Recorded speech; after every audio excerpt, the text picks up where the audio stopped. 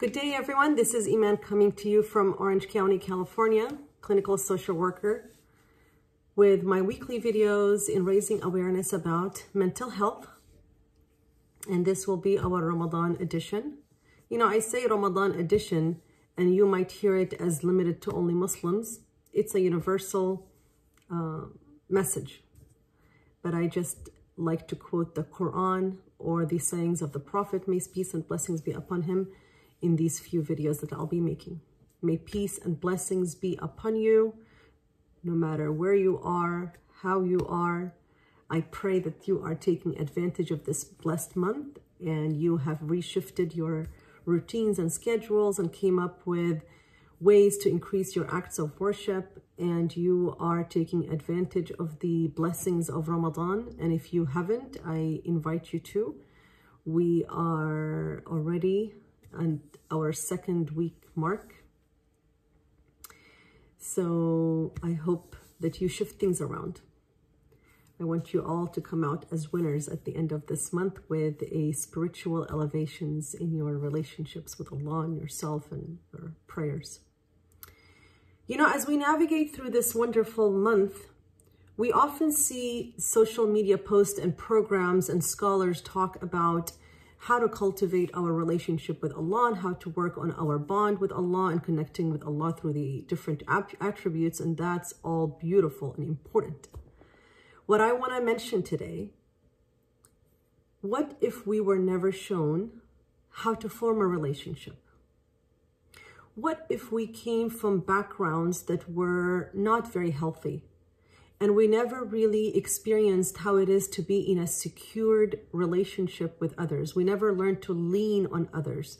We never learned to trust others to come through. What if we grew up in homes where our mom and dad used to bicker and fight and argue and yell and scream? Or perhaps we were not fulfilled emotionally. We felt abandoned and neglected. And we really are having a hard time building a relationship with Allah. And that is actually a barrier between us and building a relationship with Allah this month. I hear you and I see you fully. And I invite you not to deprive yourself due to somebody else's brokenness from your previous stages in your life that enabled you to learn the tools that you need to form a relationship. Let's be reminded what Allah tells us about who He is in the Quran. Allah says, لَيْسَ كَمِثْلِهِ شَيْءٍ وَهُوَ السَّمِيعُ الْبَصِيرُ.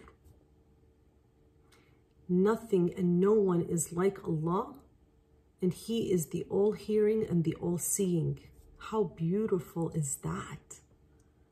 Everything that happened and will happen and is happening in our lives is, to Allah, it's in the past.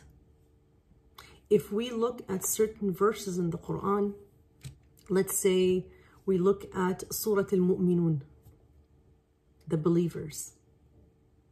Allah starts it with a past tense. قَدْ أَفْلَحَ الْمُؤْمِنُونَ. They already succeeded. So everything that we are going through, Allah knows it and He sees it and He hears it. Go to Him. Ask Him to mend it. He knows the limitations you had growing up. He knows how it was and He knows how it is. He knows that you are trying. He knows your hearts. He knows your souls. He knows your intentions, but He is still waiting on you to reach out. By you reaching out, by the way, that's the first step in forming a relationship.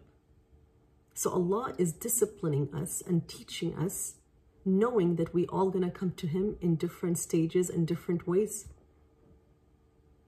You don't get to deprive yourself this month and any other month in supplicating and calling unto Allah and forming that bond, because you matter. And as Muslims, we believe that we were created to worship. That means Allah will give you the means, inshallah, to reach out and to connect with Him, to fulfill your innate purpose. We belong to a religion that the first step to accept this religion is to free our soul from associating anyone or anything with Allah. That is liberating on its own. When you say, Ashhadu anna la ilaha illallah, that statement liberates your soul from associating anyone or anything with Allah. We don't need a middle person for our supplications to be answered. We don't need to go to the mosque on daily basis, on weekly basis, to make that supplication. Yes, we want to connect our hearts with the houses of Allah, but your spirituality and religiosity and relationship with Allah does not suffer, and nothing takes away from it if you are not at the mosque. So however Ramadan came to you, wherever you are, with whatever relationship you already have with Allah, and whatever level of religiosity and spirituality you already have in your heart and soul, you get to increase because you are worthy and you deserve it and you matter and you're important to Allah. And He is waiting to hear your voice. I get that you were not shown how to connect with others. I get that you were not shown proper way to establish a relationship, increase intimacy, deepen your connections. Perhaps you were never shown how to have a secured and healthy commitment. You don't get to live what other people's limited you through for the rest of your life. You get to learn and grow and mature through it. And I invite you to renew your faith throughout the days. Repeat the Shahada. It revives your heart and soul. It expands your chest. It reminds you of who Allah is. It puts things in perspective. It gives you a purpose. It gives you a goal to work towards. It reminds you of your innate purpose. Ashhadu anna la ilaha illallah wa ashhadu anna Muhammadan Rasulullah. And remember, laysa kamithlihi shay. Nothing and no one is like Allah. I pray this was beneficial. I pray for your relationships with Allah to be strong. I pray for your hearts to heal. And I pray that this Ramadan will be a spiritual, transformational journey for you. Have a wonderful day.